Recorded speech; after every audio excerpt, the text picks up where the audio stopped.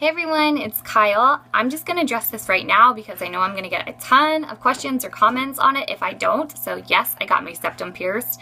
I know it's not for everyone. I know not everyone's going to like it, but it's a piece of jewelry that I happen to find very attractive.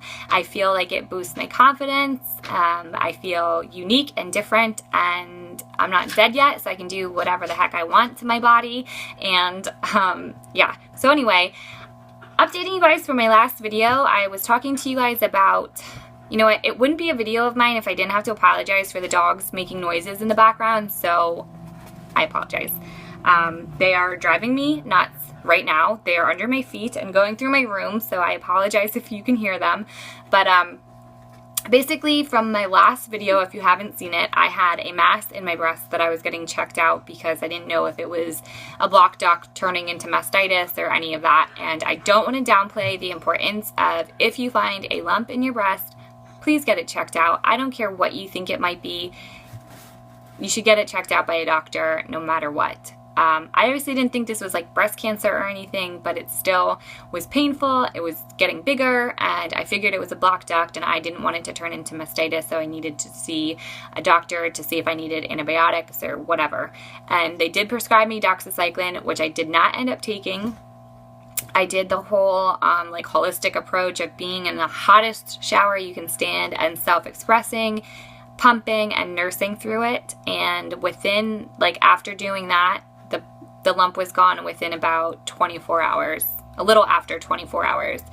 So I always say follow the doctor's orders. Like, if they prescribe you a medicine or whatever, I do feel like it's important to take into consideration what the doctor's telling you. However, I didn't have a fever. I didn't have signs of infection, so I didn't want to take that unless I absolutely had to.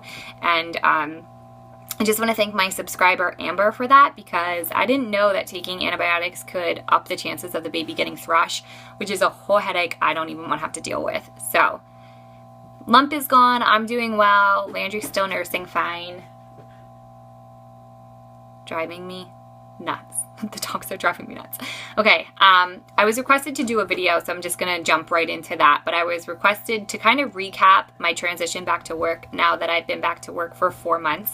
And if there's anything new I could share with you guys, and I don't want to take this approach that I'm holier than thou and I have all this great advice for you. I don't. I just have experience based on what I've learned along the way, and I'm going to share it with you guys here in this video.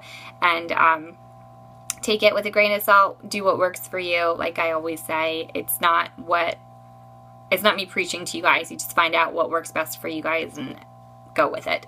So always have clear lines of open communication with whoever is taking care of the baby. For me, it's a daycare, and there's a bunch of different people I feel like that watch Landry day in and day out. There are 2 constants I know of, but I know that if someone would call out sick or whatever, there's other people that are there, and I need to know who's watching the baby. I need to know, you know, if I need to get in touch with someone, who I get in touch with and all that. So make sure you have all of your knowledge background of who's going to be taking care of your baby that day, and being able to communicate with them is so important. My example is that I got a text message from the daycare provider that Landry was eating Cheerios, and I myself am not comfortable with that yet. He doesn't have any teeth. We've only been working on puffs, and we break those up, and yogurt melts, and we break those up too. So to see him popping like full Cheerios in his mouth concerned me. I know that they are CPR certified if he would happen to choke or whatever, but we're not doing it at home, so I'm not necessarily ready for him to be doing it in someone else's care.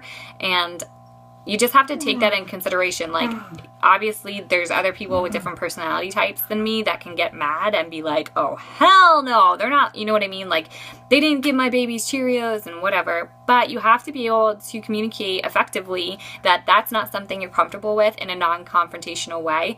And for me, it was just sending a text message back saying, hey, I don't mean to be like an overprotective mom here, but I'm not comfortable with it. And if we could just hold off on those types of things until I introduce them, that'd be wonderful. Thanks. Problem solved. But again, it is important to have that open line of communication.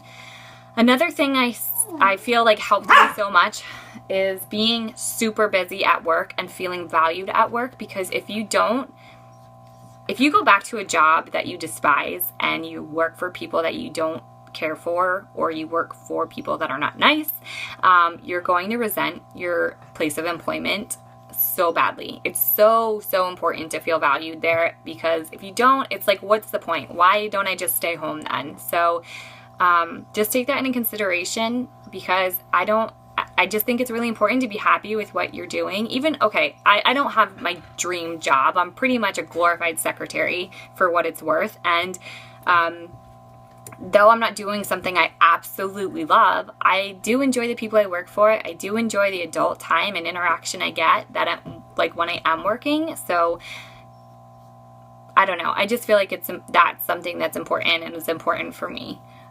Another thing to take into consideration is the sick time. Yes, I knew that Landry was going to get sick being in daycare, but I didn't realize to the extent that he would be getting sick. It is stressful, and also he's gotten me sick so many times. He's been, I don't know, sick like 5 or 6 times already, and he's 7 months old. So that's pretty much like once a month if we're considering how old he is. But he's only been in daycare for 4 months, so you do the math. But that's a lot, and it's a lot of time off work for myself to take him to the doctors.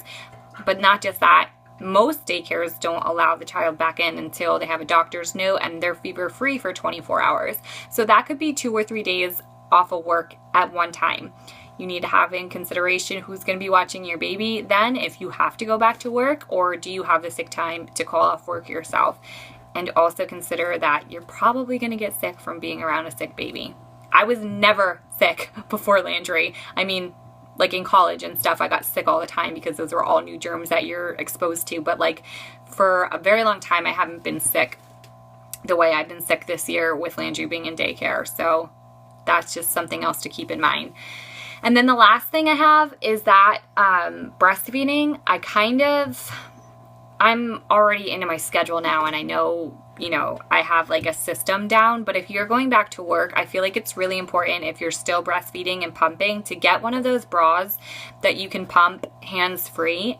It's like both funnels connect into the bra, so you don't have to be holding one while, you're pumping one breast, and then that takes like 15 minutes, and then doing another. It saves so much time if you have one of those bras. And not everywhere I know is mandated to allow people to breastfeed at their place of employment, but look into that, because I know that it's like growing in popularity now. That I don't know if it's becoming a law or what, but my place that I work at, my place of employment, does have a set place, and we're given, I don't even know how much time. They're very laxed about it, in my opinion, which is great. But obviously I'm not wasting time and pumping for an hour, but sometimes it goes as long as 20 minutes, especially if I've especially if I put off when I was supposed to pump. I don't know why I'm having like the biggest brain fart right now. I'm being distracted by the dogs, I think. But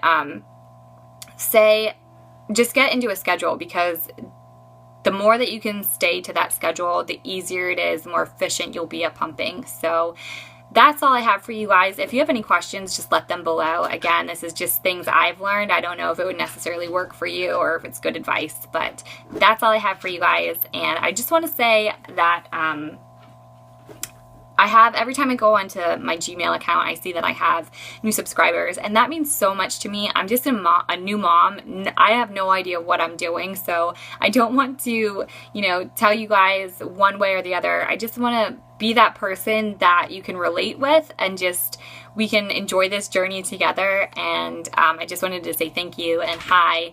And to my subscribers that have been with me from the very beginning, I'm sure you guys find this as entertaining as I think it is, being a mom that doesn't know what she's doing, and growing with me in that nature. So I appreciate you guys, and I just want to say thank you again, and I will see you guys in my next video, which I hope to be very soon, because it's about breastfeeding while drinking alcohol, because everyone, I feel like, has that question, if they plan on breastfeeding, that is. So I will see you guys in my next video.